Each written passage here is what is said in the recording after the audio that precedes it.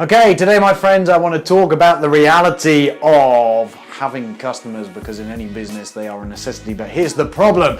In my experience, most customers suck. They are a massive pain in the arse. They cause problems, they get you to do things that you don't want to do, and you have a whole headache that goes around it. Now here's what I've also found in my experience. I want you to consider right now that if you're watching this and you're thinking, yes Charlie, you are right, we've got customers that are a pain in the arse, they do my head in, they have all of this stuff that they want me to do. Here is the fault. The fault is not with the customer, the fault is with you, but it's because when that customer's come on board, you have given them the control and you've given them the power. So right now in this video, I want you to talk about how you can take back that control, not only from your existing customers, but make sure that each and every single new customer that comes through the door deals with you on your terms so that you can make the right things happen. So here, my friends, is the first thing you need to do. First thing number one is you need to make sure that you set and control the channels of communication between you and your customer.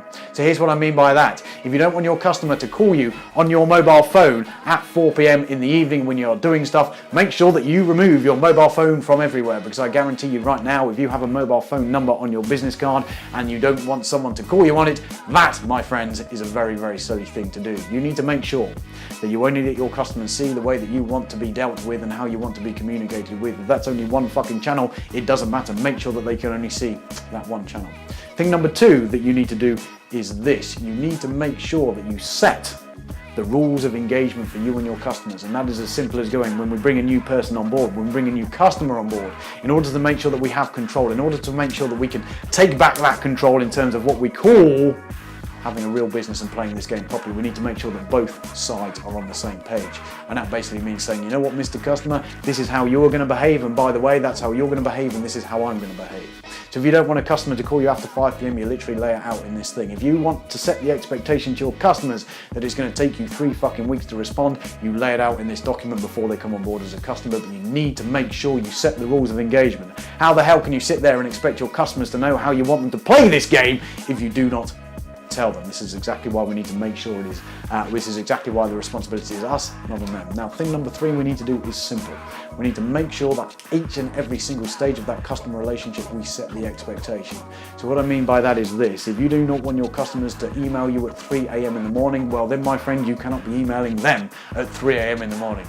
If, my friend, you do not want your customer to send you text messages to your phones, you know what? You cannot start the conversation by sending them a text message on your phone.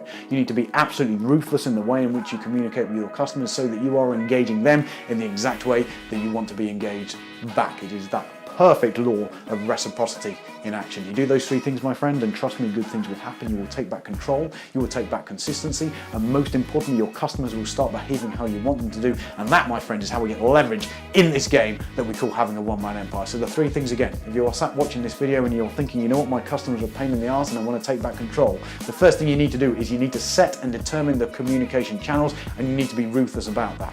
Thing number two, you need to set the rules of engagement. Tell them how you want to be engaged with, and tell them how you are going to engage with them. And thing number three is super, super simple.